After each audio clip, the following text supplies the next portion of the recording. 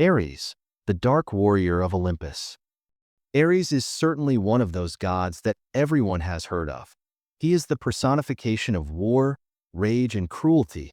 In general, everything that is usually associated with battles and bloodshed. He was born to Zeus and Hera, but here's the trouble. His character did not resemble that of the other Olympian gods. Unlike his sister Athena, Ares was a real chaos of war, where bloodshed and brutal force reign. Interestingly, the birth of Ares was quite strange even by the standards of the world of the gods. Hera, the wife of Zeus, decided to give birth to him herself, without the participation of her husband. She used a magic flower that allowed her to conceive the child on her own. This event emphasizes how lonely and alienated Ares was from the beginning. He always remained a bit of an outsider among his fellow gods. Ares has always been a symbol of the destructive power of war. He was easily recognized by his spear, helmet, and shield, as well as by the dogs and ravens that often followed him on the battlefields.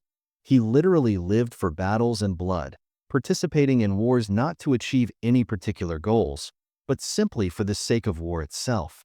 In this respect, he was the complete opposite of Athena, who personified the strategic art of warfare. The image of Ares is most often portrayed in a negative light. The Greeks considered him cruel and unpredictable, so he was rarely honored in the same way as other gods. Even Zeus himself sometimes criticized his son for his excessive aggression and inability to choose the right side in conflicts. Although Ares was never married, he had quite a few children, and they were born to different women. The most famous of these are Phobos, which means fear, and Deimos, which translates to terror. These two gods often went with their father into battle, bringing fear and terror to his enemies. He also had daughters, such as Enio, the goddess of discord, and Harmonica, the symbol of harmony. And, of course, many other children who reflected different facets of war and its consequences. Ares' romance with Aphrodite is one of the most interesting and confusing stories. Imagine this. On one side is Ares, the god of war, and on the other side is Aphrodite, the goddess of love and beauty. It would seem that two completely opposite forces, but they found each other. True, Aphrodite already had a husband, Hephaestus, but this did not stop her from having an affair with Ares. Because of this, there were many conflicts and intrigues among the gods. There is such a mythological plot. Once Hephaestus found out about his wife's infidelity and decided to take revenge. He created an invisible net and set it over the bed where Aphrodite and Ares were sleeping. When they were trapped, Hephaestus invited all the gods of Olympus to see their shame. But instead of getting angry, most of the gods just laughed at the situation, finding it amusing. From this union, several children were born, such as Eroda, the spirit of passion, and Anteros, the spirit of reciprocal love. These children symbolized the blending of two opposing beginnings, love and war, creating complex and contradictory images. Ares was a frequent guest on the battlefields, although his role in battles often caused controversy. He was not always on the winning side, and his presence often led to great destruction and suffering. There is a little-known story of Ares being imprisoned in a copper amphora or clay vat. This is one of the most unusual myths associated with him. The Alodes were two giant brothers, Oth and Ephialtes, sons of Poseidon and Iphimedeus.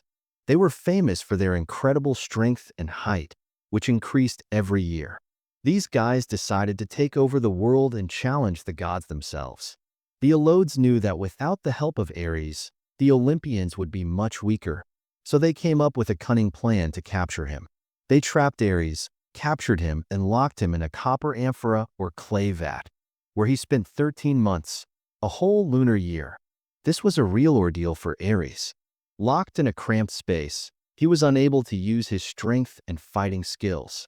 The amphora or vat was tightly closed, and Ares found himself completely cut off from the outside world.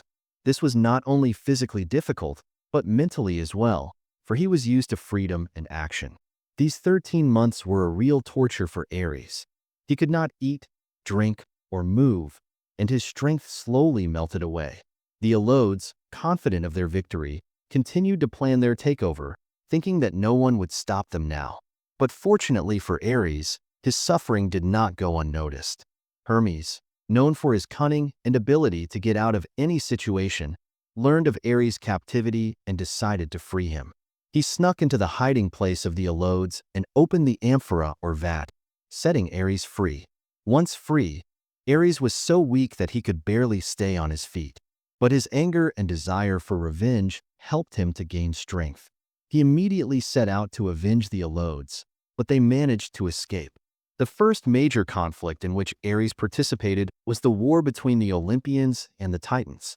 Although the main leader of this war was Zeus, Ares also played an important role, fighting on the side of the Olympians.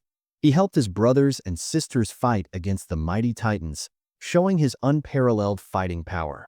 After defeating the Titans, a new war began, the Gigantomachy, in which the Olympians fought the giants. Ares again sided with the Olympians, helping them to defeat their enemies. However, in one episode of this war he was defeated by Ephialtes, but Apollon came to his aid. During the battle for the city of Pylos, which was located in the southwest of the Peloponnesian Peninsula, Heracles led the army of the Argosians, seeking to capture the city and strengthen their influence. On the side of the Pylosians was Ares himself, the god of war, who saw Heracles as a threat to his authority. Ares was confident of his victory, for who could stand against the god of war himself? He entered the battlefield surrounded by his companions Phobos, fear, and Deimos, terror, who sowed panic among his enemies. The battle was brutal and bloody. Both opponents showed incredible endurance and skill in martial arts. In the midst of the battle, Heracles noticed that Ares was about to deliver a decisive blow.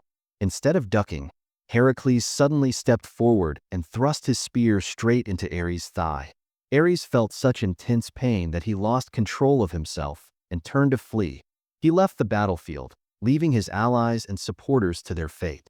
After reaching Olympus, Ares found solace in the temple of Apollo, who applied healing ointments and spells to his wound. The treatment took about an hour, and soon the pain subsided and Ares regained his former strength and confidence. However, the shame of defeat stayed with him forever. The Trojan War is one of the most famous events in the history of ancient Greece, and Ares also took part in it. He supported the Trojans, fighting on their side against the Achaeans. However, his intervention did not help the Trojans win. On the contrary, his aggressive and reckless approach to warfare led to many losses and defeats. During one of the battles, Ares encountered Diomedes, one of the greatest heroes of the Achaeans. Thanks to Athena's support, Diomedes was able to wound Ares, forcing him to leave the battlefield.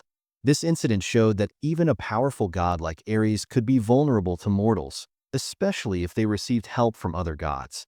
In addition to participating in great wars, Ares was often confronted by various Greek heroes. For example, the hero Cadmus, founder of the city of Thebes, killed a dragon sent by Ares. For this, Ares sentenced Cadmus to serve him for 8 years, after which Cadmus became king of Thebes. Ares also fought Heracles when he tried to steal Gerion's cows. In this battle, Ares was wounded by Heracles' arrow, but thanks to his immortality, he quickly regained consciousness and recovered. Ares was often in conflict with other gods. For example, he had a feud with Poseidon. It is said that Ares killed Poseidon's son, Halaroth, for which Poseidon demanded punishment for Ares. The trial took place on Areopagus Hill in Athens, and Ares was acquitted because he had acted in self-defense. So Ares was involved in many battles and wars, both foreign and domestic. His role in these events was often ambiguous, and his support did not always lead to victory for the side on which he fought. But his military prowess and strength made him one of the most memorable characters in Greek mythology. The story of the end of Ares is one of the most mysterious and controversial in Greek mythology. There are several versions of his demise, and each has its own unique features and interpretations. According to one version, Ares was defeated by Diomedes, the hero of the Trojan War. During the battle, Diomedes was aided by Athena, who helped him point his spear directly at Ares' chest. The wounded god was forced to leave the battlefield and return to Olympus, where Zeus cured his wounds. However, some sources claim that this incident did not lead to Ares' final demise, but only temporarily weakened him.